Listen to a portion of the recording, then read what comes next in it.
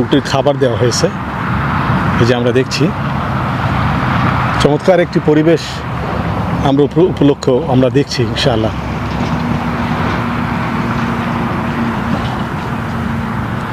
এগুলো খেজুর, পুরনো যে খেজুরগুলো পচে গিয়েছে, নিচে ছিল, পরিত্যক্ত ছিল, সেই খেজুরগুলোকে খাবার হিসেবে উটকে খাওয়ানো হয়। তাছাড়া যে আমরা জানি যে রুটিগুলো একদম শুকিয়ে যায়, সেই রুটিগুলোকে এই উটকে দেওয়া হয় এবং সেই উটের সেটা প্রধান খাদ্য।